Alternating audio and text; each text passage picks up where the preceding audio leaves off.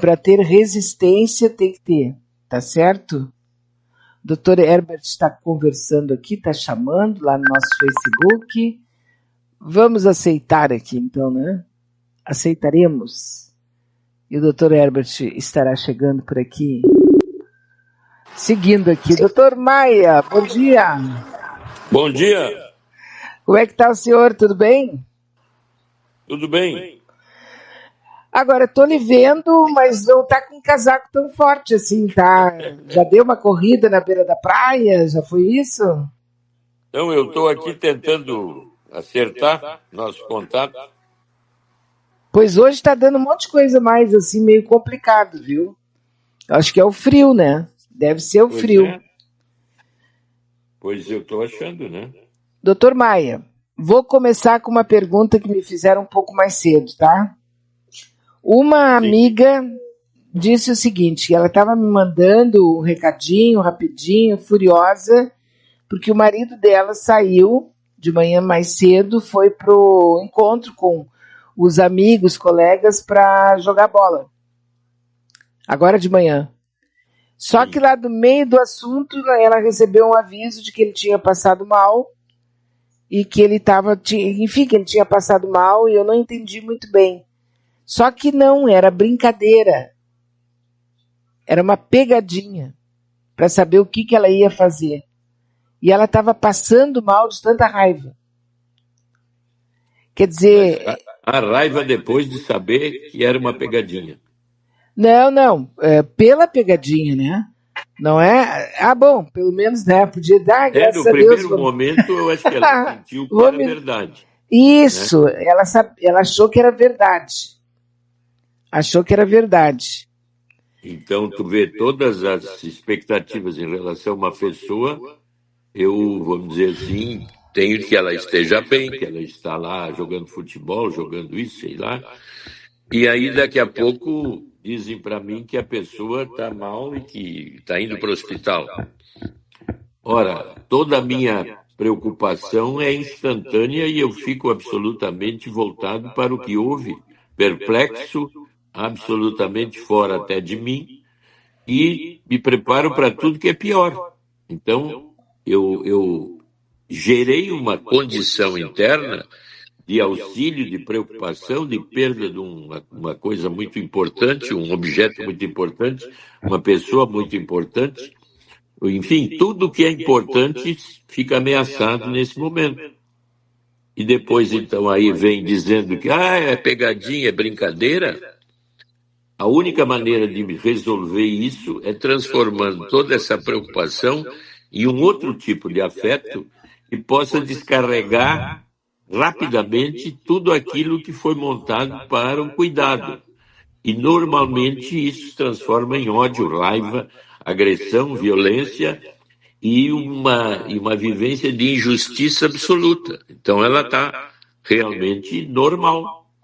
Qualquer pessoa viveria isso instantaneamente. Sim, não tem nada de, eu sou uma pessoa que tem, eu sou má, eu sou isso. Não, é uma reação normal. Qualquer pessoa normal ficaria assim, né? Não, é que os afetos têm uma autonomia enorme. Eles é que geram a conduta. A racionalidade é uma hipótese que nós temos de entender situações problemáticas, dificuldades, tudo mais. Mas quando os afetos tomam conta e eles são de grandeza maior, como a raiva, o ódio, os ciúmes, a inveja, como naquele filme que a gente viu, eles têm uma autonomia que gera uma conduta e que não tem nada a ver com o racional. Eu simplesmente transformei a enganação que eu sofri em ódio e raiva daquelas pessoas que fizeram isso comigo. Isso é absolutamente normal. É uma defesa pessoal. Mas é interessante, assim, saindo um pouco do caso dela, tá? Pegando, assim, de uma maneira geral, o geral das pessoas. Tem pessoas que suportam e até talvez nem se incomodem tanto com surpresa, com pegadinha, com esse tipo de coisa, né? E tem pessoas que ficam possuídas, quer dizer, não suportam surpresas e não suportam pegadinhas. Claro que cada pessoa no seu nível, né? Tem pessoas que suportam um pouquinho, outras suportam menos, não sei o quê. Eu estou falando de um modo geral. Não suportar, mas de uma maneira grave, surpresas e pegadinhas é uma rejeição à própria vida, porque a vida tem esse tipo de coisa normalmente. E aqui entra uma coisa importante. Cada um de nós tem um contato racional com os afetos que a gente chama metabolização de afetos. Quer dizer, quanto mais capaz eu sou de mim mesmo de entender os afetos e as vivências que eu tenho de forma racional, em que a racionalidade ajude a estruturar as reações a determinados estados de agressão, de violência, de mudanças rápidas de comportamento de outras pessoas, enfim, tudo isso, cada um de nós tem uma capacidade de controle que é dada pela própria experiência de vida. Eu já falei várias vezes sobre a ilusão e a desilusão. Quanto mais capaz eu for, e vamos dizer assim, racionalmente de entender que afetos ligados à desilusão são sempre mais pesados e têm vivências intensas de ansiedade, estados depressivos, estados fóbicos, alterações duplas de estrutura, eu sou um, sou outro ao mesmo tempo, isso cada um de nós tem uma evolução interna baseada na capacidade de aprender com a experiência. E aprender com a experiência significa que eu estou cada vez mais preparado para enfrentar estados afetivos modificados pelas desilusões da vida o tempo todo e ficar equilibrado, quer dizer, capaz de entender que as estruturas existenciais que eu vivo são assim e que as coisas mudam o tempo todo e que as minhas perspectivas vão se desmanchar a qualquer momento em relação ao outro ou a condições minhas de trabalho, de vivência com as minhas coisas. Então, tu vê que isso é uma linha de autoconhecimento em que eu tenho mais capacidade que outros de entender situações difíceis, complexas e não gerar condutas desesperadas ou extremamente agressivas. Isso a gente nota, então, um exemplo bem comum.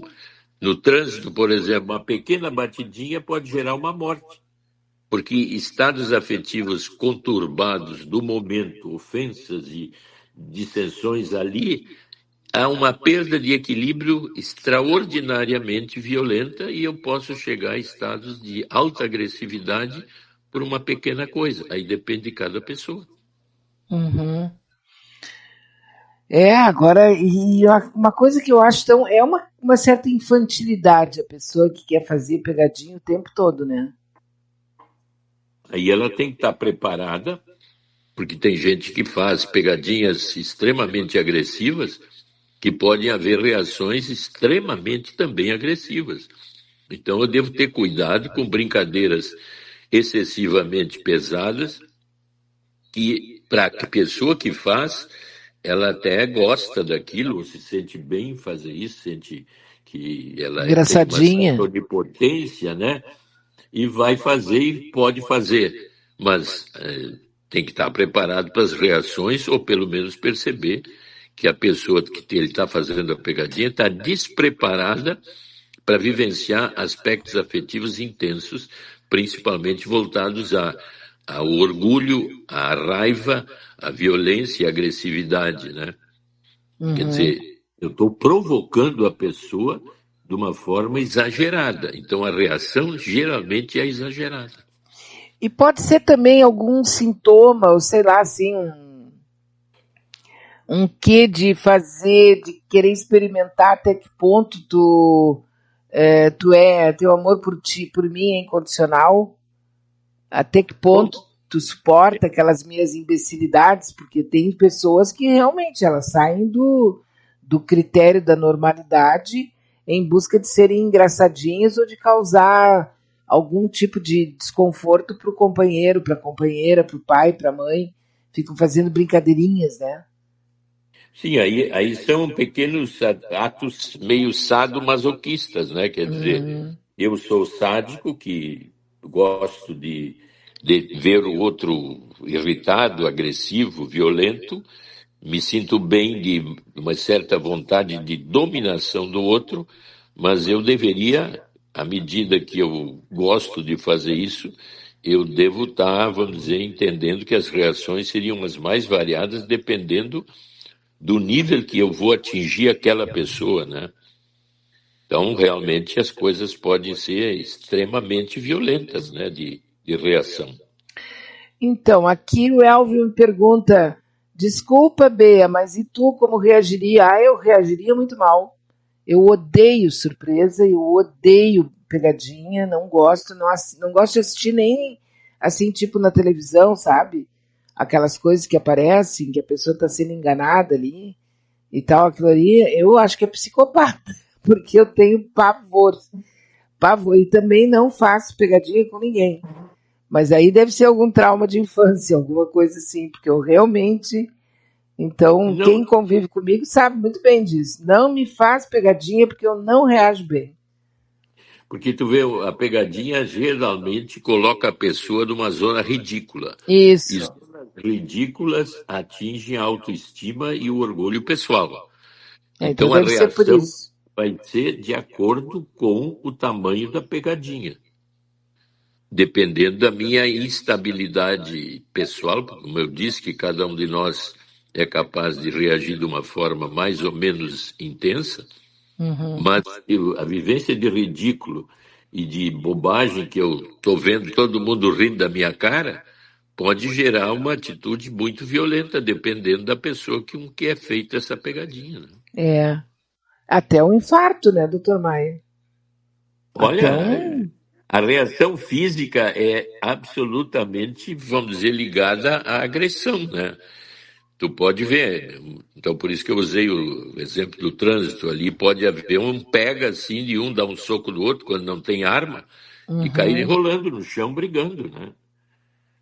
Porque se tivesse uma arma, haveria até um desenlace fatal. Mas pode haver uma briga física, socos, tapas, e porque a vivência de ridículo por causa da ofensa, porque ali a pegadinha não é pegadinha, né? É uma situação onde eu sou ofendido violentamente pelo outro, e a reação então é violenta exatamente para defender a minha estrutura de autoestima que está sendo violentada naquele momento.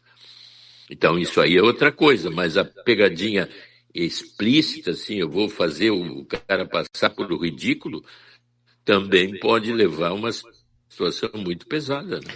E agora, olhando a pessoa que reage, e essa pessoa que tem vontade, também, claro, pessoa, cada caso um caso, mas Sim, tem alguma coisa aí, né? Porque uma pessoa bem equilibrada, tranquilona, não vai ficar fazendo brincadeirinha o tempo todo, fazendo pegadinha, né? que tem um lado meio sádico, né, de gostar de gerar, vamos dizer, discórdia, estruturas assim de dificuldade de relacionamento, tornar ridícula a posição do outro, é uma atitude que eu diria assim, sádica Uhum. e até um traço meio psicopático nessa linha, né? Parece assim que não há uma identificação empática com o outro.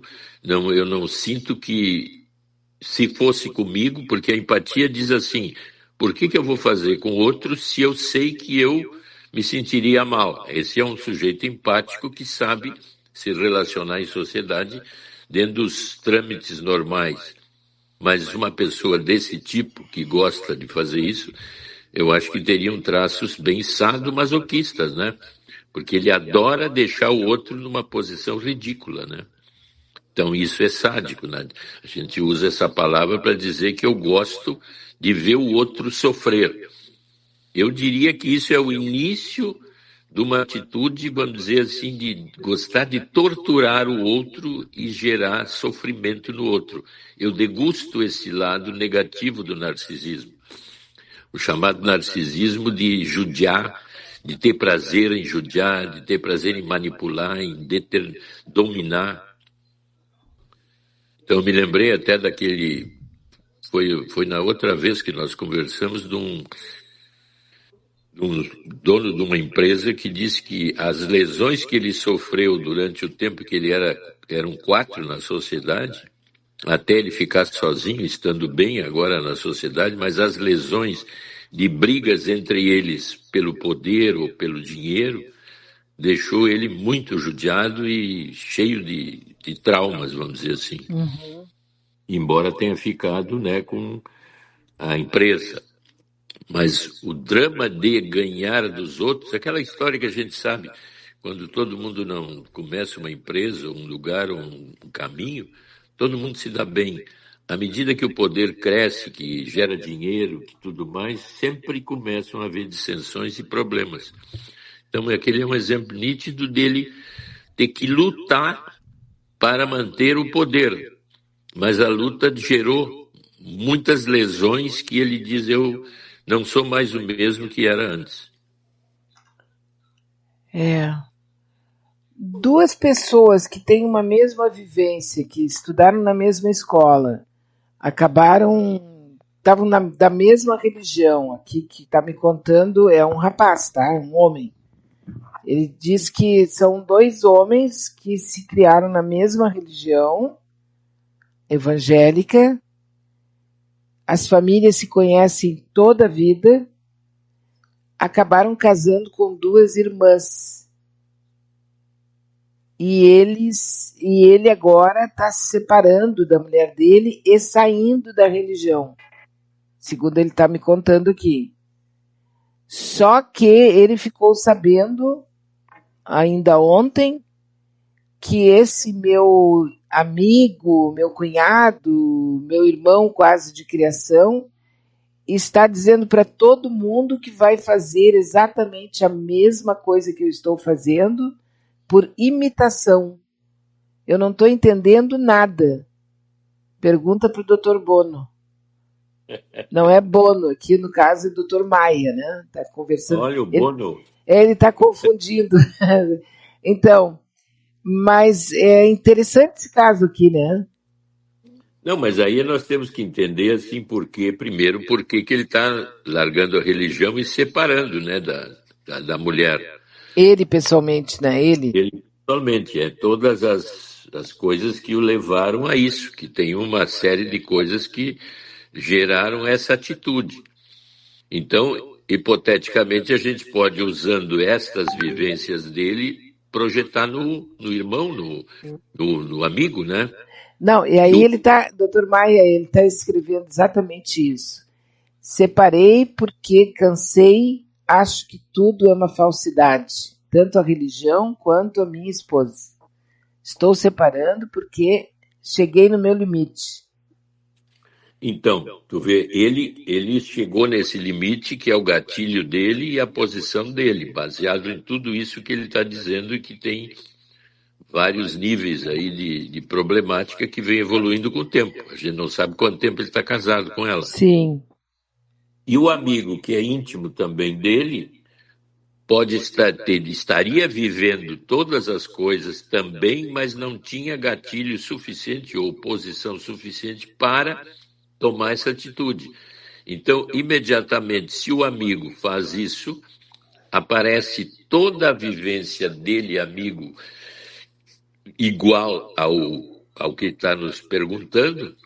Então, imediatamente, ele diz, se ele fez, eu me junto a ele porque eu também estou no mesmo nível que ele, mas precisava de um gatilho. Que o gatilho é o amigo se separar.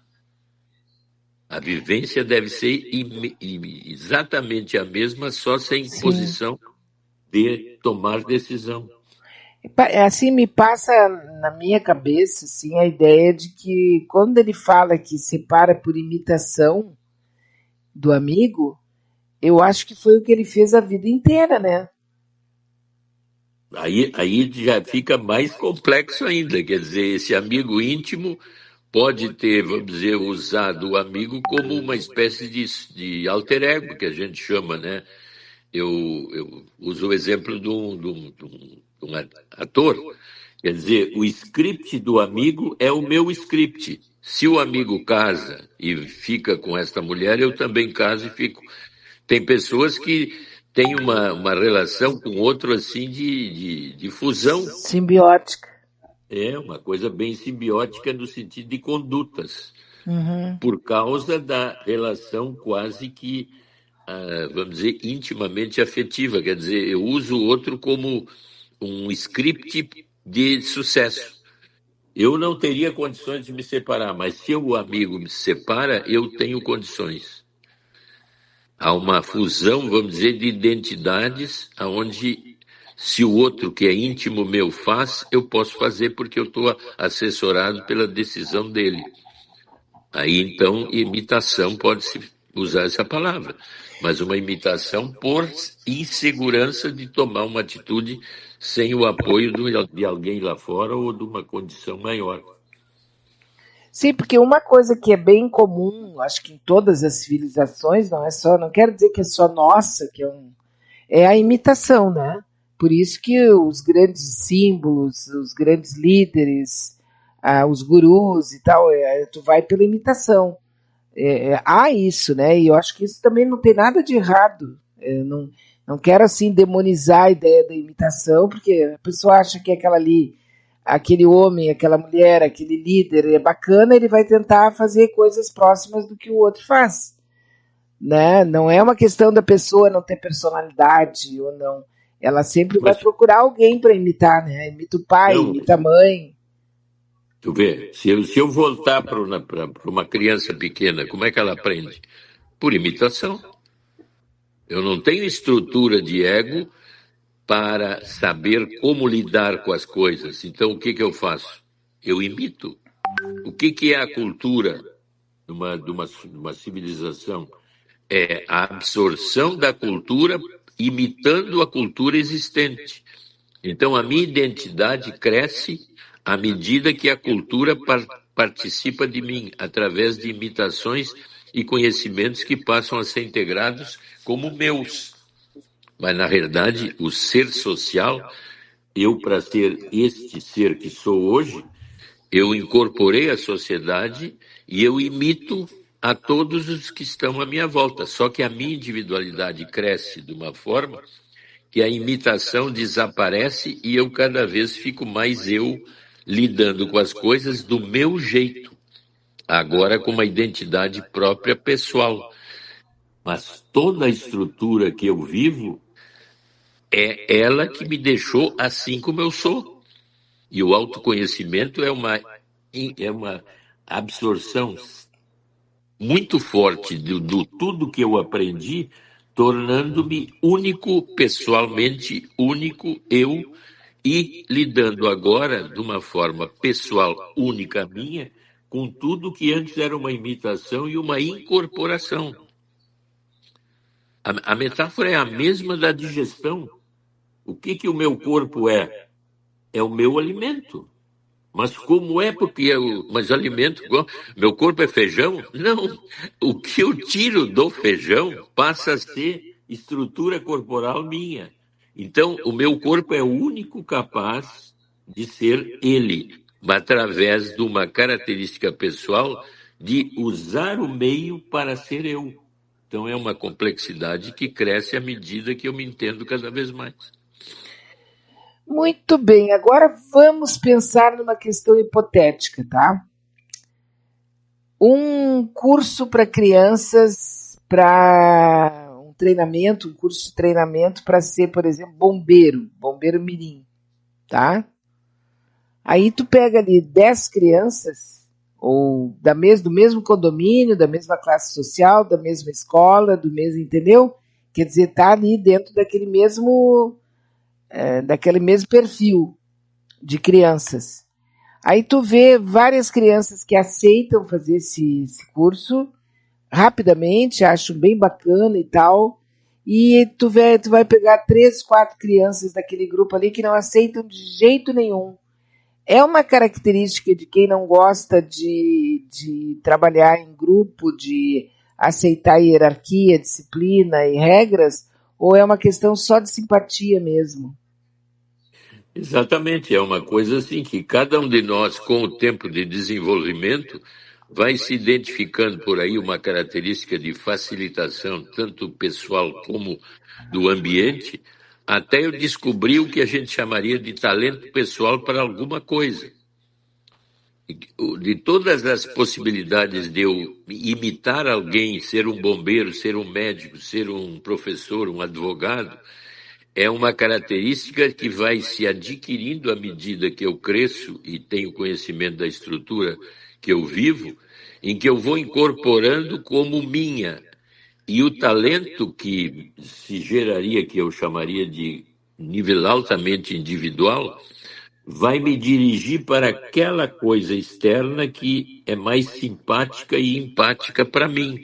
Então eu vou me individualizando através de uma situação social e, vamos dizer, de projeção que a sociedade dá para nós, de ser alguém nesta sociedade que nos apresenta, eu vou gerando um talento interno de buscar qual das profissões que eu vou imitando, vendo, imitando e daqui a pouco me tornando, então, um médico, um advogado, um professor, que é altamente pessoal e aquela imitação desaparece e eu sou único como professor daquele jeito especial que a minha personalidade se estruturou.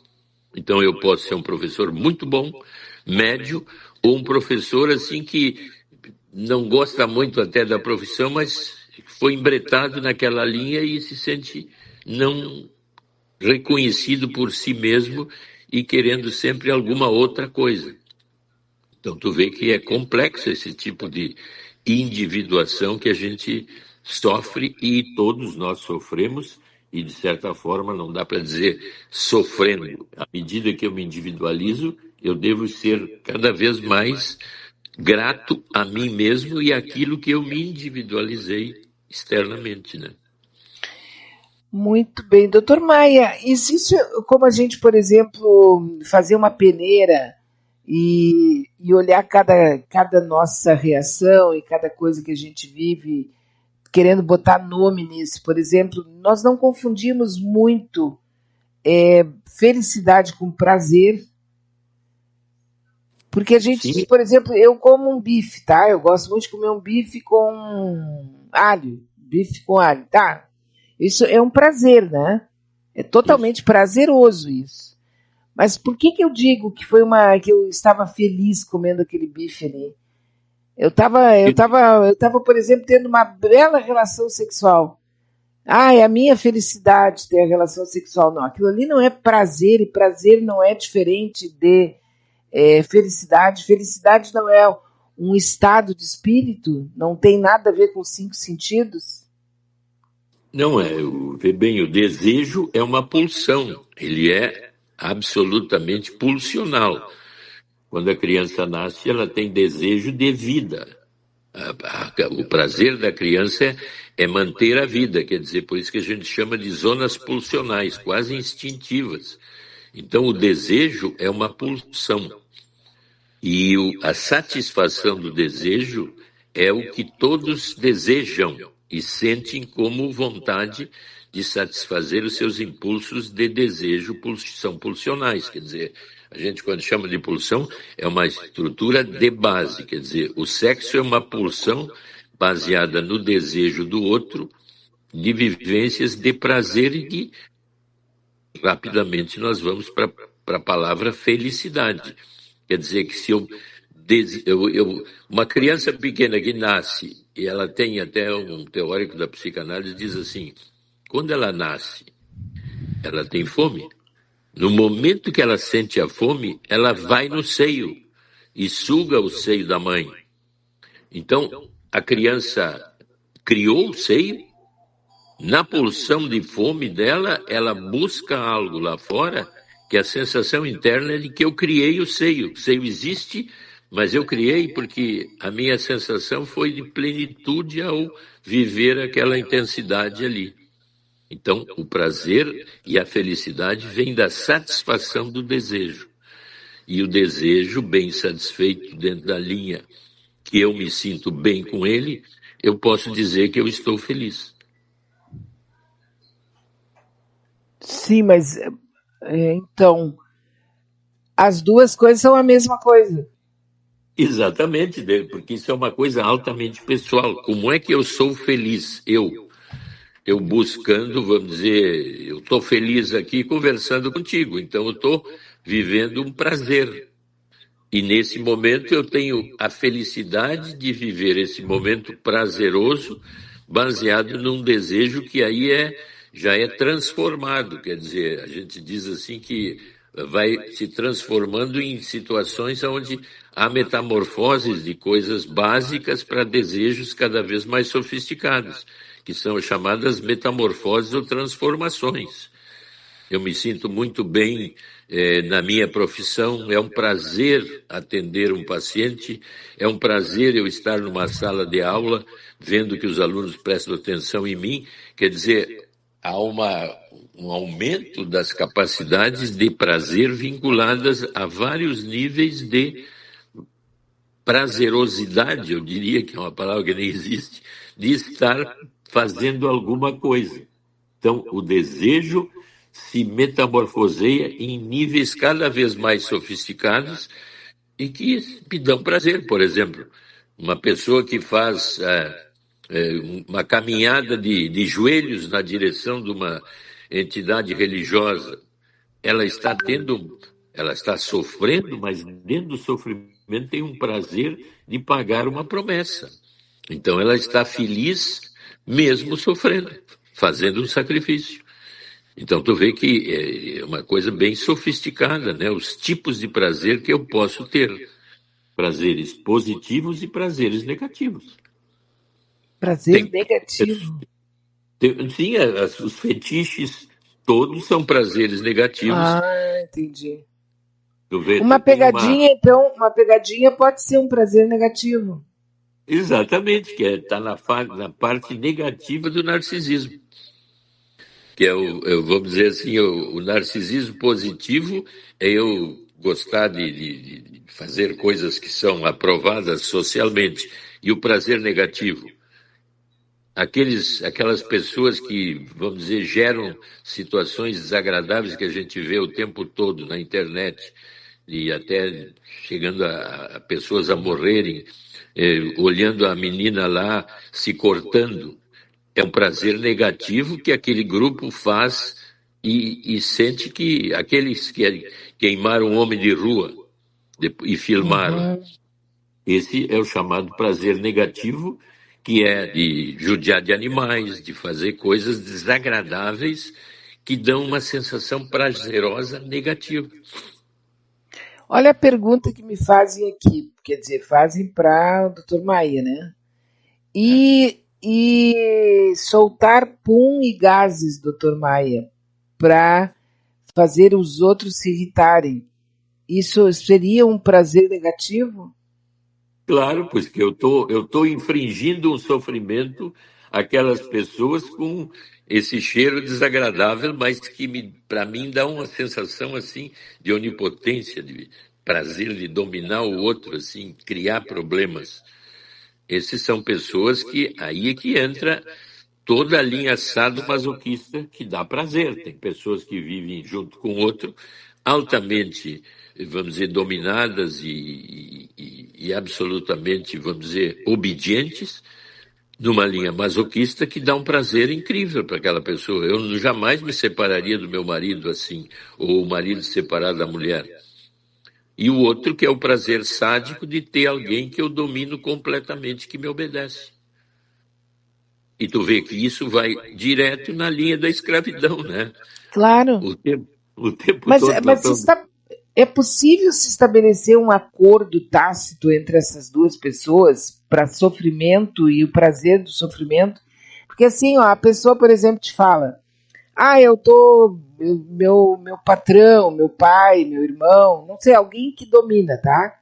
Alguém que Sim. domina essa pessoa e ela que está se queixando, marido. Ah, eu sou muito infeliz com ele faz isso, ele faz aquilo, tá? Passa um tempo, tu conversa com ela, a pessoa está de novo reclamando a mesma coisa. A primeira coisa que passa na tua cabeça é: mas por que tu tá lá ainda, né? O que tu está fazendo lá ainda? Quer dizer, a pessoa estabelece isso como sendo uma espécie de missão, é um sofrimento que é o que se passa na cabeça da pessoa que ela aceita esse sofrimento e permanece reclamando, chorando, chamando a atenção dos outros, todo mundo com peninha dela, mas ela está ali porque ela não precisa estar ali, ela está ali porque ela quer. Eu estou falando ela, a pessoa, independente de ser homem ou mulher, tá? Exato. É exatamente isso que tu está dizendo. Quer dizer, eu tenho um prazer negativo em estar numa posição tanto sádica como masoquista. Aí a gente pode entender os eventos mais drásticos dessas posições, que seriam a agressão física, a dominação, a quase o sequestro, que volta e meia a gente vê nos Estados Unidos, encontrar uma pessoa que estava presa no porão ou numa casa fechada há 10 anos, 15 anos. Uhum. Ela nunca tentou escapar, porque é difícil entender que uma pessoa possa ficar presa 15 anos, 20 anos, e nunca tenha tido uma oportunidade de escapar. Então, realmente, essa pessoa, apesar de ela estar assim, cheia de queixas daquele que aprendeu, ela tem uma ligação aí negativa com o cara que aprende. Mas isso é num caso mais drástico que a gente vê nesses sequestros. Agora, as relações sadomasoquistas, elas estão presentes em quase todos os relacionamentos de uma forma bem sofisticada. A bem sofisticada é essa que tu falou. Eu me queixo que eu estou sendo dominada, que eu não sou entendida, que eu fico presa, que eu isso, que eu aquilo, mas não sai daquela situação. Aí alega vários níveis. Ah, mas eu não sei o que eu vou fazer, eu dependo economicamente, eu dependo isso. Inventa uma série de situações para não sair. Até me lembrei daquela escola do professor Raimundo, né, que ele chegava, ela sempre chegava e dizia que estava sofrendo, que estava mal, que estava isso, e ele dizia, mas vem cá, mas por que tu não sai? E ainda daqui a pouco ela diz assim, é que eu gosto. Eu gosto. Então, Mas e não é? esse final indica na escola que a situação tem um prazer negativo. As pessoas têm dificuldade de entender prazer como negativo. Na linha sadomasoquista, o prazer é negativo. É um prazer de dominar o outro, é o prazer da judiação, da manipulação, da onipotência. E tu vê que nós podemos com isso entender feminicídios, né? Os meus investimentos numa pessoa são tão grandes que ela é minha, faz parte de mim. Então é como se eu tivesse um braço ou uma mão que se rebelasse contra mim. Então eu posso entender o feminicídio assim. Essa mulher não pode ficar com ninguém, ela é minha, é totalmente minha. Até agora nós estamos vendo esse caso aí do julgamento do cara que matou o namorado da filha e o pai e a mãe. É um cara que a gente vê que tem um sadismo poderoso. Eu sou o dominador, eu não quero que tu namore esse cara. E mata o cara na frente da filha e os pais do cara também na frente da filha. A filha hoje não consegue nem chegar perto dele. Mas ele fugiu, ficou onipotente e agora pegaram. Depois de 6 anos, parece, né? Agora parece então, que... o radicalismo que eu posso ter numa linha sádica. Eu posso ser o quê? Do ISIS. Toda a sociedade não presta. Eu vou destruí-la. Esse é o prazer negativo de uma posição assim de agressão máxima, dominação máxima. Esse é os processos de magia negra, por exemplo, o que são? Zonas sádicas de alto nível de prejudicar o outro através de rituais pesados que vão até o sacrifício humano. É muito difícil eu entender que isso existe no homem ou na humanidade. Mas nós somos habitados por deuses e demônios, né? E isso é a parte mais dramática da nossa espécie, né? Essa Porque é o lado negro da força. é o lado negro mais assim, é a sombra absoluta, né? Porque Exatamente. tu pode ver uma pessoa que ela é boa, tu conhece ela, isso, acho que muita gente já deve ter tido experiências semelhantes. Tu convive com uma pessoa numa situação normal, assim, tranquila, bucólica, e sabe dela, fala nela, ouve falar nela, a pessoa vê ela agindo, não sei o que, numa igreja, num sindicato, numa associação de bairro, aquela pessoa passa por ali, tu tá sempre sabendo dela. Até que um dia abrem a porta da casa dela, e daí tu fica sabendo coisas terríveis que ela fazia comumente dentro de casa, escondida, sem ninguém ver, contra filho, contra bichos, contra crianças, contra. É uma coisa incrível como é que a pessoa consegue ter uma vida dupla, tripla até, né? Então tu vê que o prazer, por isso que se diz, o prazer não tem vergonha nem nunca terá. Então ele pode ser dividido em dois níveis, o prazer positivo e o prazer negativo. É que é difícil entender prazer negativo. A maioria das pessoas não entende o narcisismo negativo, que é tudo que é negativo é interessante para esse tipo de De pessoa. pessoa que lida com Uhum. essa vivência de intensidade, de prejudicar os outros, enfim, usar todo o sadismo no sentido de animais. Por exemplo, o tráfico de animais é um negócio que é o terceiro nível no mundo hoje de ganhos econômicos. E todos aqueles que pegam os animais, que quase 50% morrem no fazer o tráfico, não estão nem um pouco interessados empaticamente no sofrimento do animal. Porque o ganho é muito mais importante do que esse bicho aí que eu estou traficando. Sabe que nessa fase, nessa questão aí, eu daria uma pena 10 vezes mais pesada para quem compra. É, mas Não para quem vende, não para quem trafica, eu daria para quem compra, porque essas mantêm os traficantes funcionando. É uma coisa, por exemplo, sobre um caso bem nosso, assim, bem comum. É, essas lojas e esses caras que roubam carros e depois vendem as peças. Existe uma indústria de peças de carros roubados que é alimentada por quem tem um bom carro, quem está ali é uma pessoa bem comum da nossa família que vai lá e compra uma peça que custa 3 mil e ele compra por 700 pila. Ele compra por 300 pila e ainda chega em casa orgulhoso dizendo, não, eu tenho excelentes contatos.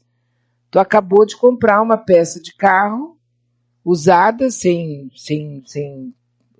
procedência, e que saiu de um carro roubado. E tu te acha um herói. E, no entanto, tu tá mantendo, muitas vezes, um assassino de um motorista qualquer, de uma motorista qualquer que foi roubada numa esquina qualquer da cidade. então tu vê que tu está trazendo um exemplo que o que importa na minha vida é ter uma vantagem ou ganhar alguma coisa, não importa de que meio ou como. Então toda contravenção é um prazer negativo, que gera dinheiro, gera condições minhas que de outra forma eu não teria. Então todos nós, dentro de nós, temos esse lado duplo na nossa personalidade. Um ganho desse tipo é uma contravenção que outro fez, mas que gerou um prazer para mim. Comprar uma peça barata que eu sei que provavelmente vem do roubo, mas a minha vantagem aqui agora é que de R$ 1.000, que seria a peça normal, eu paguei R$ 400. Então eu não estou me preocupando de onde vem ou como. O prazer que eu tenho aqui agora é meu e valeu a pena para mim. Então tu vê que os níveis ético-morais variam dentro de nós mesmos o tempo todo. E por quê? Porque eu e tu estamos falando da duplicidade que nos habita entre o prazer positivo e o prazer negativo. Por que eu vou deixar de comprar essa peça por R$ 400? Porque eu sei que é contravenção e eu não quero dar dinheiro para essa gente e vou pagar R$ 1.000. Olha, é capaz de tu, entre 10 pessoas, encontrar no mínimo só uma que não compraria a peça e pagaria R$ 1.000. Provavelmente é aquela personagem da novela Vale Tudo, né? A Raquel. Exatamente. O objetivo meu aqui é tirar o máximo proveito da vida, e tu sabe que a ética e a moral, para mim, só atrapalham. Porque, tirando a ética e a moral, eu estou sempre acima. Então, tu vê que tem gente que tem uma capacidade sádica de manipulação social, que vai usar de todos os meios para conseguir as coisas, independente de quem eu estou pisando. E aí voltamos para aquilo que a gente sempre fala, né, Beatriz? Onde é que aparece isso em cada um de nós? Quando eu tenho mais poder. Uhum. Quando eu sou guindado a uma zona onde eu posso mais do que tu.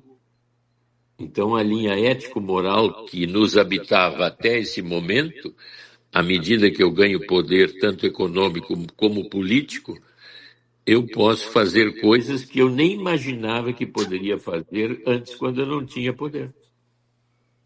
Uhum. Agora, essa coisa do conforto, doutor Maia, porque assim, ó, a gente conversou antes sobre a ideia da pessoa continuar todo dia reclamando de um trabalho, do emprego, de um casamento, de criação de. Todo dia reclama da mesma coisa, chega a chorar. E aí as pessoas dizem, não, faz isso, faz aquilo, faz isso, faz aquilo, daqui a 6 meses está reclamando de novo. E a grande pergunta é, por que que tu está ali? O que que tu está fazendo ali? Mas isso também se aplica, por exemplo, eu não tenho nada para fazer, eu sou uma pessoa deprimida, eu tenho alta depressão, sou deprimida e tal, e não é uma deprimida orgânica, é uma deprimida de fastio, eu acho, assim, sabe? Não tem nada para fazer. Aí essa pessoa, tu diz para ela, tá, então quem sabe tu faz isso, tira um curso daquilo, vai trabalhar com isso, começa a fazer um hobby, né? Vai ter assim uma distração, vai fazer um serviço voluntariado, alguma coisa assim, e a pessoa um dia olha para ti e diz, mas não dá, não tenho condições de fazer isso, porque, sabe, eu fico muito cansada, é muito exaustivo para mim, eu disse, mas pelo amor de Deus, né, faz isso porque tu vai te sentir melhor. A pessoa não fica, ela se acomodou naquele, é quase como se ela estivesse num ninho de reclamação. É o exemplo agora perfeito do masoquista. Prazer negativo de estar dependente, queixoso, violentado, cheio de violências do mundo. O mundo não me dá o que eu quero, eu não consigo, não me facilitam. Esse é um prazer negativo chamado masoquismo, que é uma das coisas mais comuns de tu encontrar por aí afora. Eu reclamo, eu sou uma vítima do mundo, é o governo, é o Estado, é o município, é o Deus, é tudo contra mim. Eu não, então, sempre fazendo coisas contra mim, não vem como eu preciso, como eu sou necessitado. Esses níveis masoquistas são em gradação de vários níveis e estratos. Tem os mais graves, os menos graves e os mais, assim, aparentemente não masoquistas, mas que vivem, assim, sempre numa verdadeira queixa, numa tristeza. Até me lembrei na última vez nós vimos uma mãe que venderam a casa dela, e ela viveu a vida inteira ali, estava se queixando que nem imaginavam como ela estava sofrida e angustiada de ter que deixar aquela casa, porque ela viveu a vida inteira ali. Então tu vê que as linhas essas de apego são tão violentas em nós que qualquer coisa que eu tenho, que o meu apego é como esse, de eu não poder nunca sair dali nem me mudar, eu entro numa linha de sofrimento absoluto. Pela descrição dela naquele dia, ela estava assim, absolutamente perdida pela mudança. Então, tu vê que todos nós temos apegos a situações que são, às vezes, exageradas, e quando passa esses limites, aí nós chamamos isso de apegos masoquistas, quer dizer, eu fico sofrendo por aquilo que eu perdi, que eu sabia que um dia ia perder. Então, esse status é um status masoquista, bem como tu definiu no exemplo. Parece que está tudo bem, mas na verdade há um sofrimento naquele status quo ali. Mas é negativo o prazer. Mas é prazer. Pois aí que tá, é que a gente olha para uma situação dessas, às vezes a gente faz isso, vive isso, né? Tu continua fazendo uma coisa que tu sabe que aquilo ali, tu já tá careca de saber que aquilo ali é uma roubada. Mas tu continua a fazer porque tu tá num prazer negativo. Exatamente, justifica o tempo todo, mas ao mesmo tempo te queixa porque falta alguém ou algo que deveria ser dado para ti. E que tu gasta toda a energia de poder mudar, repetindo e te rolando no mesmo ambiente, quer dizer, não sai dali, então isso indica um prazer negativo. Agora, assim, também essa coisa do negativo, do reclamar, do não se sentir bem, nós, mais uma vez como espécie, nós somos meio que assim, né? Ontem eu fui visitar minha mãe, estava frio, e eu estava com uma roupa meio inapropriada, vamos dizer assim. Meu agasalho era péssimo. E ela disse, minha filha, pelo amor de Deus, que roupa é essa que tu está usando? Está muito frio. E assim foi automático, entende? Eu olhei para ela e disse, mãe, mas se eu não sentir frio, eu vou reclamar do quê? Aí nós duas caímos na risada, porque eu geralmente chego, a primeira reclamação que eu faço é do calor. Ah, tá muito calor, porque tá calor, porque eu tô suada, porque não sei o quê. E aí então eu tinha que ter ontem seria reclamar do frio. A coisa assim que tá muito forte dentro da gente, a ideia do reclamar, né? Todos nós estamos sempre reclamando de alguma coisa, em alguma situação, e indignados até às vezes de acontecer algo assim que está fora do contexto esperado, né?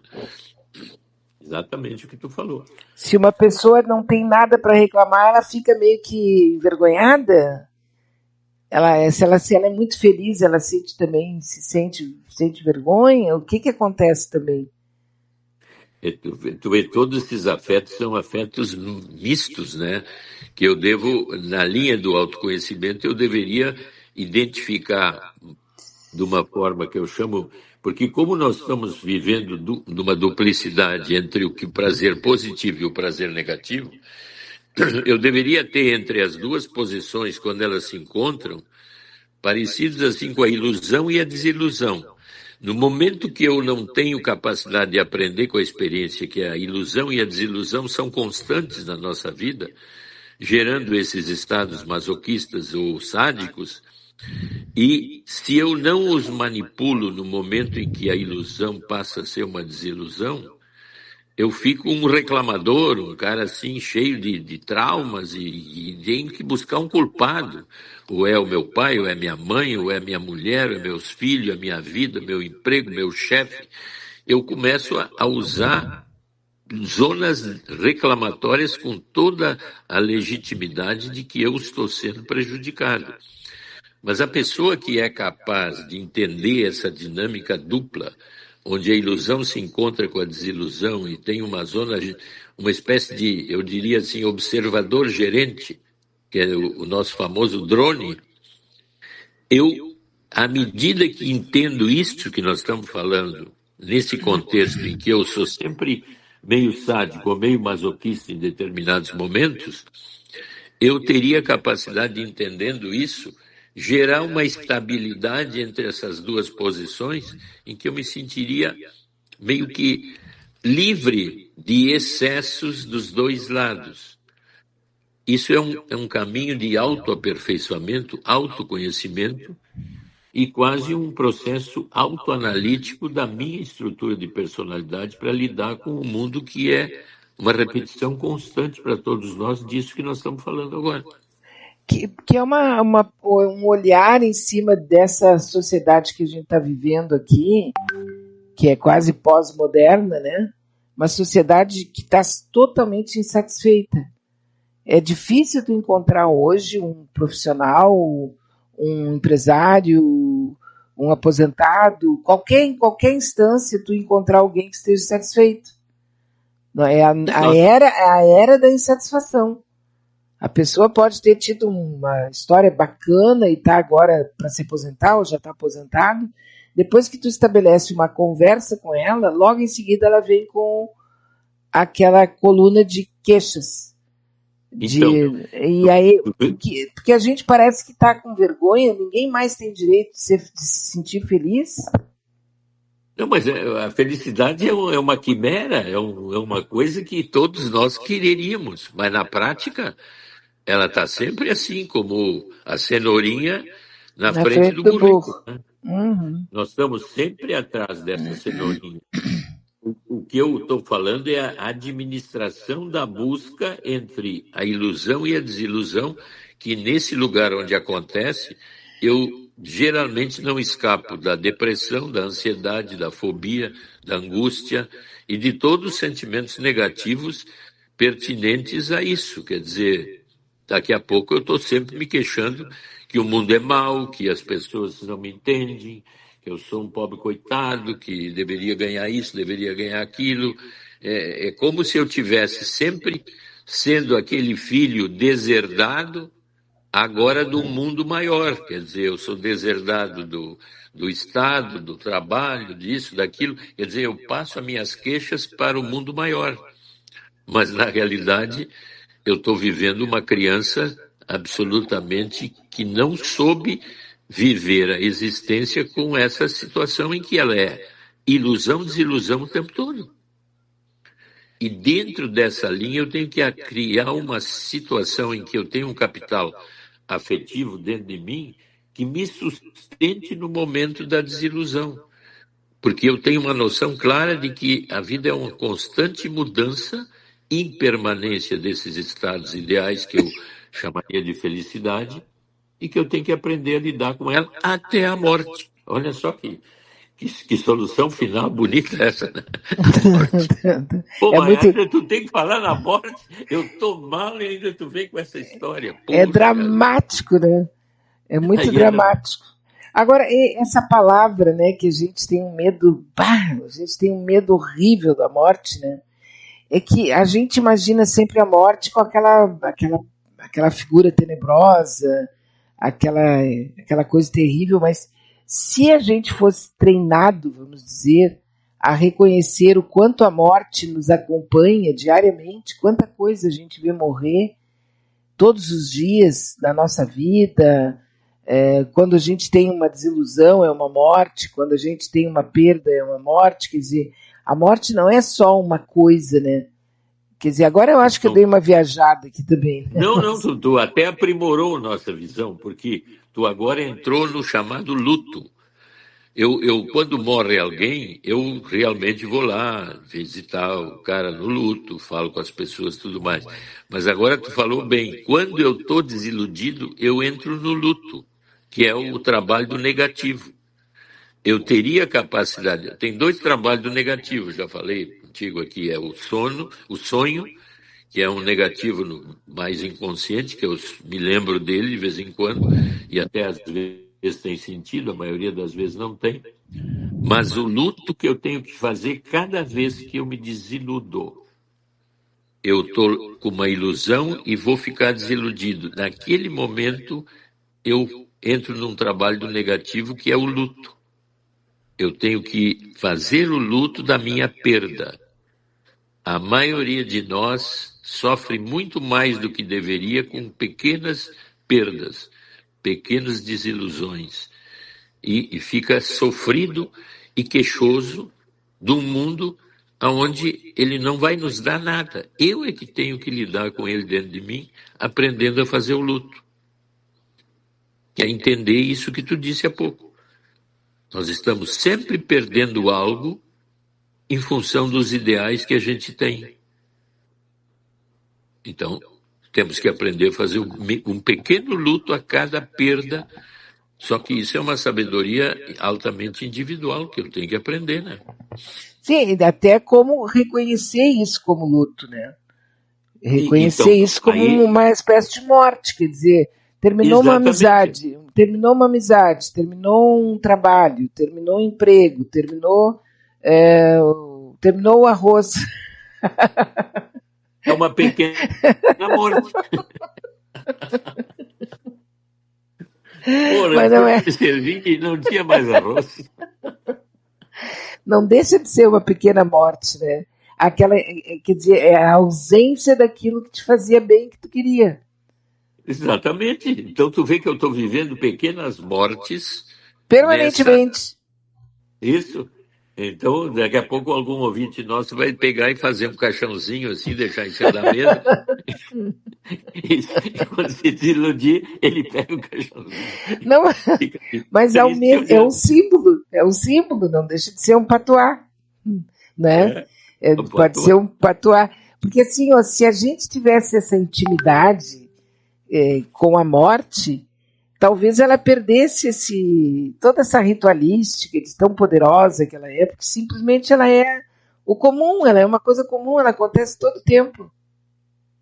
Sim, aí tu vê que nós agora minimizamos a morte em pequenas mortes que são zonas de luto, que são perdas que vamos tendo o tempo todo na vida e que se eu entendo dessa forma mais sofisticada, que são pequenas mortes, eu entendo a grande morte, que seria o meu fim. Por isso que tem filósofos que, eu não me lembro o nome dele, que diz, quando tu está mal e angustiado, fala com a tua morte. Fala com ela e diz tudo que tu está sofrendo, porque ela está ali do teu lado desde que tu nasceu e é uma sombra que Tá já sempre. sabe quando tu vai morrer. Uhum. Tá sempre ali do teu lado, Mas ela tu, tá junto contigo. mas tu vê que tem pessoas que estão ouvindo nós falar sobre isso, não me fala em morte. Deus o Uhum. livre. Atrai. Quer dizer, a Me pessoa atrai. tem um medo assim de que o bicho venha vindo, né? Não, eu acho que tem muito de fantasia de quase tudo. A gente parece que não é normal aqui, né? Isso aqui não existe mesmo. Dizem, né, que isso aqui tudo é uma simulação. Então, agora de novo tu usou uma palavra interessante, fantasmas.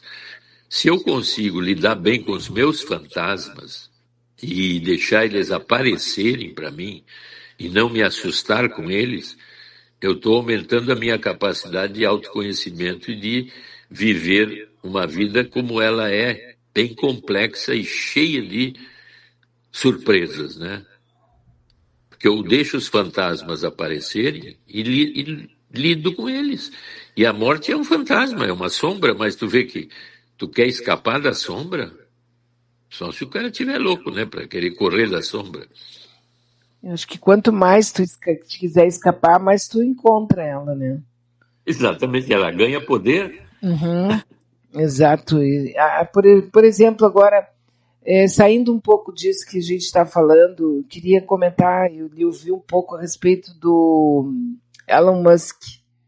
O Elon Musk sai do governo do Trump, ele saiu, não conseguiu, ele mesmo disse, né? Eu entrei querendo dar como é que chama? Ele queria fazer queria diminuir o gasto do governo dos Estados Unidos, ele queria diminuir 3 trilhões e parece que ele só está conseguindo 120 milhões de fazer com que o governo gaste menos. Ele está saindo muito frustrado de lá, né? E agora o New York Times fez uma entrevista, aliás, fez uma publicação ontem dizendo que ele atuou durante o período no governo do Trump em alguns momentos bastante drogado, usando a tal da cetamina e outro tipo de droga que seriam, acho que uma coisa tipo peiote, assim, alguma coisa assim, que eles falaram ali, não tenho aqui a matéria, e que ele atuou muito drogado, que ele aumentou muito o uso de drogas para trabalhar nesse caso. Ontem ele apareceu com um olho roxo, e aí perguntaram o que aconteceu, e ele disse que o filhote dele deu um soco nele, aquele gurizinho pequenininho, sabe? Sim, Aquele gurizinho, que ele teria dado um soco a ponto de ficar o olho dele ficar roxo. Difícil, né? Uma criança conseguir isso. Mas também eu não vou dizer aqui que alguém deu um soco, ele pode ter batido na parede, ele pode ter caído no banheiro, enfim, a gente não sabe, né? Mas o caso é assim, ó, o cara, ele tá entre o céu e o inferno o tempo todo, porque ele se sente super poderoso e ele sabe que tem poder, né? Ele reconhece esse poder, ele usa esse poder, mas ao mesmo tempo ele é um frustrado, né? Porque ele não conseguiu fazer nada do que ele queria. Então tu vê, né, que é bem isso que a gente está falando. Não quer dizer porque eu seja o cara mais rico do mundo, 500 bilhões de dólares da minha fortuna, pode chegar até 1 trilhão, que eu não tenho os mesmos problemas que eu tenho na minha casa aqui, no meu canto. Só que nas dimensões diferentes, né? Mas ele está depressivo, usando drogas, perdeu muito dinheiro com as manipulações do Trump de taxas e tudo mais, começou a se decepcionar e vive decepções equivalentes a qualquer um de nós no nível de nosso poder, né? Então tu vê que nós, como seres humanos, independente do nível do poder, estamos sempre vivendo situações semelhantes, só em níveis diferentes, tanto de riqueza como de poder político.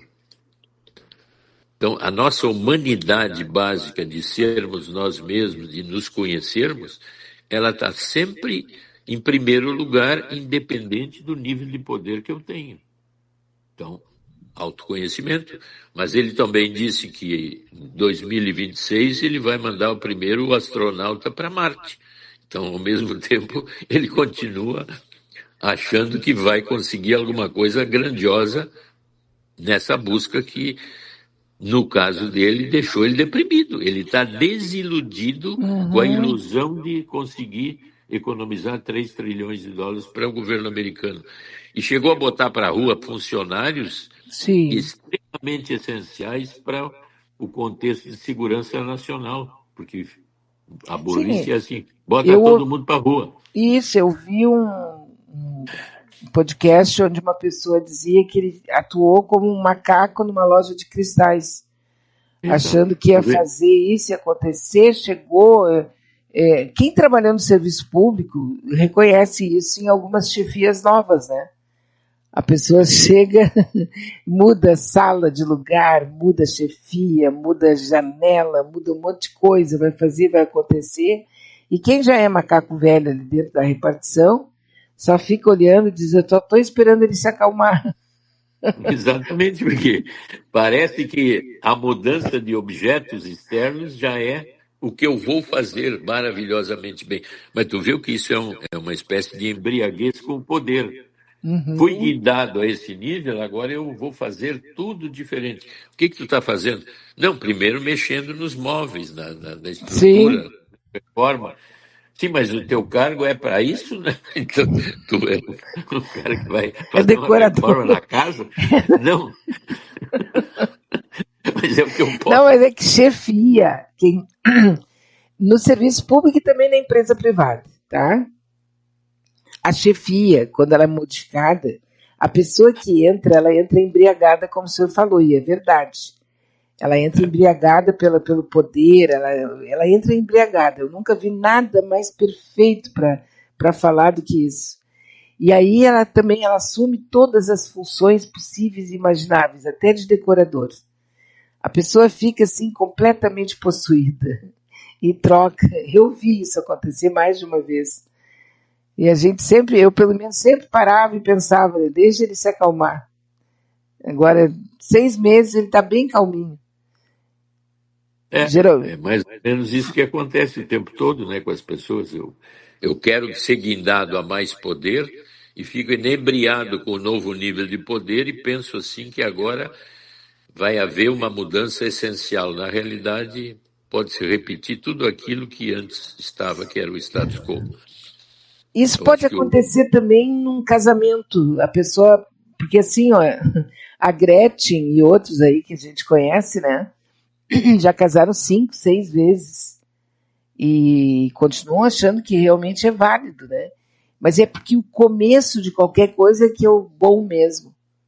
Qualquer começo é muito melhor do que a manutenção.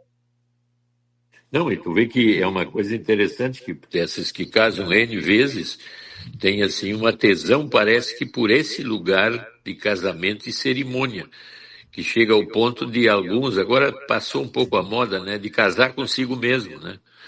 Fazer uma cerimônia onde eu caso comigo, que é o desejo de fazer alguma coisa. Agora, esses dias eu vi aí uma mulher de 65 anos debutando, porque a grande ambição dela era o debut e ela nunca conseguiu por falta de econômicas e tudo mais.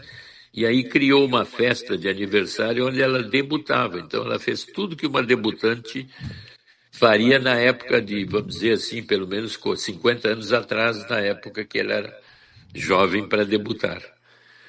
Então, são prazeres pessoais que eu curto repetindo aquilo, a cerimônia, o contexto, e devagarinho vai perdendo o gosto e o brinquedo vai morrendo. Daqui a pouco eu brinco de novo, compro uma boneca nova, né? Nós somos um animal preparado pela emoção do começo.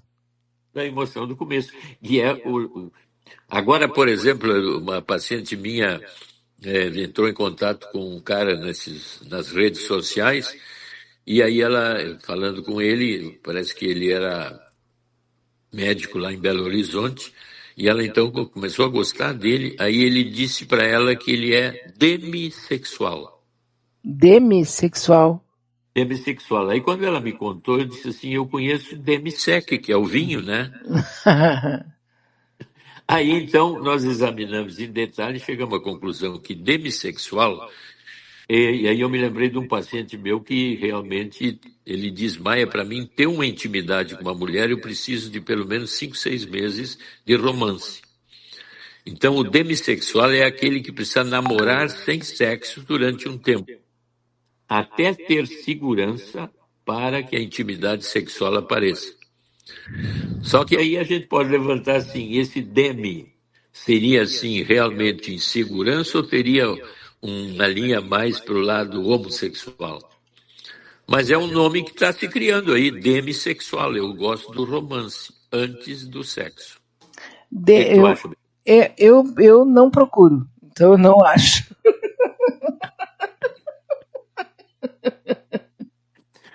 Quem de nossos ouvintes é demissexual aí? Que se eu tô procurando aqui. Eu tô procurando aqui para ver o que é o demissexual. Eu me atraio por esse tipo de... Tá aqui, ó, significado. Vamos ver. Significado de demossexual. Tem que ter cuidado, né? A demissexualidade tem relação com a atração sexual manifestada somente em casos de vínculo afetivo com outra pessoa. Ah, se ele não gostar demais dela, se ele não tiver assim, um amor muito profundo, não rola. Não rola. Exatamente. Tem que ter um romantismo cumprido antes do sexo. Isso lá em São Leopoldo. Vou deixar assim, né? Casar consigo mesmo, pergunta aqui uma amiga. Estou chegando à conclusão que dá muito trabalho cuidar de mim. Estive meditando tudo que faço por dia para viver bem. Ufa, até cansei quando termino o dia. Mas isso é que tá, né? De vez em quando, por exemplo, eu já brinquei aqui mais de uma vez, eu sou muito atrapalhada. Então, muitas vezes eu já pensei, eu tenho que me separar dessa pessoa, né? Que sou eu mesma. Quer dizer, não tem como, né? Esse divórcio não dá, não vai acontecer. Como é que é? Eu caso comigo de manhã e me separo à noite.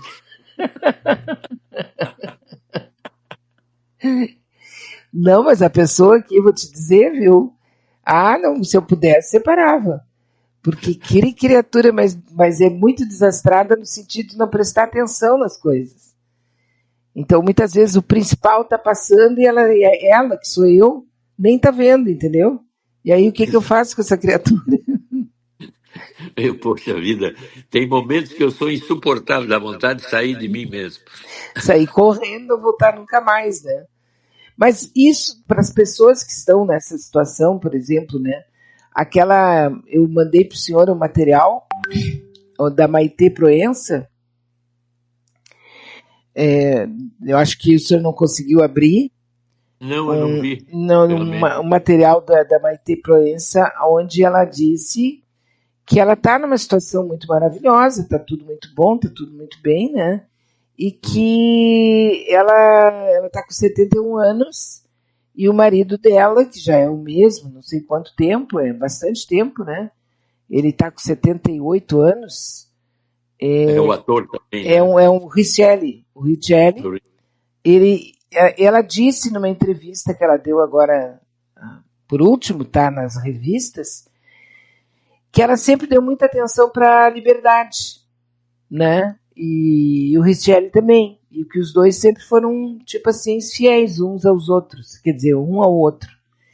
E uma relação monogâmica. Gostei dessa tua, aquela uns aos outros.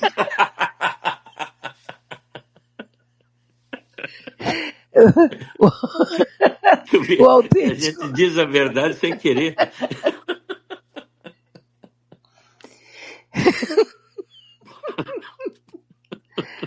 Tá bom, deixa eu voltar aqui a notícia. O que disse? Ela disse agora, tá? Aos 72 anos, e ele com 78, que ela pode agora descartar essa situação que eles vivem há não sei quanto tempo, de monogamia, e abrir a relação. Aí eu comentei isso ontem aqui e tal, e ontem à noite ainda uma amiga nossa aqui me mandou um recado e disse: Bia, eu fiquei pensando sobre o caso da Maitê e me passou a seguinte ideia na cabeça. Eles se gostam tanto que eles têm medo de um ir embora antes e o outro ficar sozinho. Então eles já estão tentando colocar outras pessoas perto deles para o caso de falecimento, de tanto amor. E eu digo, nossa, eu não queria pensar nisso, né?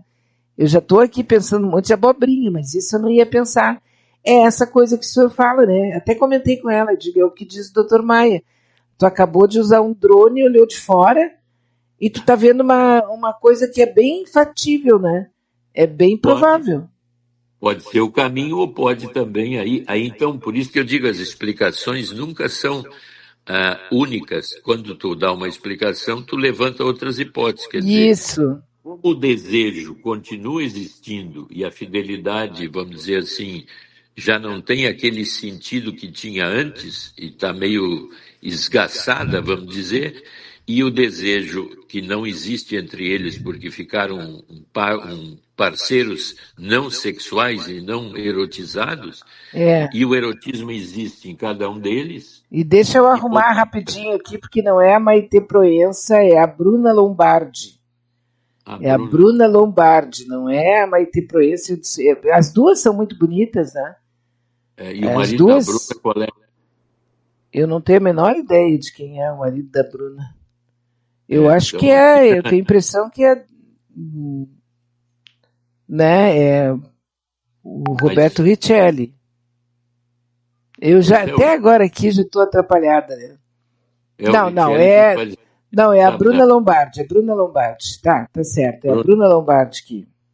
Então, a hipótese de um tédio erótico, chamado tédio erótico. Eu te vejo como um irmão, como um pai, como uma mãe, como um amigo. E não há erotismo, mas o meu erotismo continua existindo, só que ele está aberto. Então nós temos que entrar num acordo que eu gosto muito de ti, não quero me separar de ti, mas o meu erotismo contigo não funciona. Mas ele funciona para fora, quer dizer, eu olho para uma pessoa e tenho vontades eróticas. Agora eu tenho que entrar em acordo contigo que nós possamos abrir o nosso erotismo sem abrir o nosso afeto básico. É Bruna Lombardi, Dr. Maia, abri aqui a matéria. Aos 72 anos, Bruna Lombardi não descarta abrir relação com o marido, o Richelli. Não, é isso. É Bruna Lombardi. É que as duas são muito bonitas, né? Me atrapalhei pela beleza das duas. Não, mas ela sempre foi uma mulher assim muito atraente e ela sofreu provavelmente assédios muito Nossa, pesados imagino. de todo lado. Então a sexualidade dos dois, um com o outro, pode ter sobrevivido todo esse tempo, mas é muito comum que depois de passar da linha romântica, que a gente sabe que dura no máximo 5 anos, E eles estão há romântica, 47 juntos. Então, romântica a gente diz assim, sexo dirigido apaixonada. unicamente para o outro, né? Sim. Depois desse tempo, a sexualidade passa a ser separada do afeto. Eu tenho um afeto de ligação afetiva muito grande com aquela pessoa, mas ela passa a ser um equivalente a um irmão, um amigo, uma mãe ou um pai. E com essas pessoas a gente não se erotiza, mas o vínculo é imenso. Então, por que não usar a sexualidade aberta, desde que os dois concordem, porque o vínculo afetivo é tão grande que, vamos dizer assim, a viagem sexual é um bumerangue. Eu vou lá longe, mas volto. Eu vou lá longe, mas volto. Uhum. Bom, uma coisa é certa, né? Uma coisa é certa. Se ele for demissexual, não vai dar. Ah, bom, aí. Mas esse demissexual pode ser só para primeiro sexo. Depois de 5 anos, aí já mudou tudo. Engraçado, né, doutor Maia? A gente pode brincar com a espécie humana também, ao invés de só olhar e criticar, né? Porque Mas eu acho que essas nossas, porque assim, ó, pensa bem, o senhor que é psiquiatra, né, que passou a vida inteira olhando e vendo as pessoas falando e esse nosso imenso ponto de interrogação, porque a gente não consegue colocar um ponto final em nada. É muito difícil tu encontrar um ponto final em qualquer coisa da tua vida.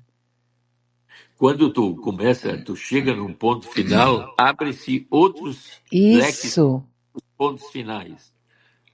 E tu vê que a gente inventou uma coisa interessante agora. Eu gosto muito de ti, te amo. Mas o meu sexo é bumerangue, tá, querida? Até isso também, né? Doutor Maia, foi um prazer conversar com o senhor. Muito obrigada. Tá certo. Da Né? Muito mesma obrigada forma, mesmo. um abraço para ti, um abraço para os ouvintes. Vamos de sopa, né? Final de semana Vamos, agora com esse frio aí, é só sopinha, e, né? e que não falte arroz, né? Acabou, meu arroz. Tá bom, então. Um grande abraço. Obrigada, viu? Nada. Eu conversei com o Dr. Herberto Edson Maia e com esse fim de papo aqui eu também estou indo embora. Agradeço, obrigada para vocês, obrigada por todo mundo que esteve comigo aqui, obrigada. Desculpa alguma coisa, viu? Principalmente as baboseiras que às vezes eu solto aqui. É difícil, né? E é fácil também, esse aqui é pior. Então eu desejo para todos um bom final de semana e se tudo der certo, eu volto na segunda-feira, tá? Então, amanhã às 19 horas a gente tem o Adroaldo Bauer Correia com o domingo.com ao vivo. Tá? Até segunda.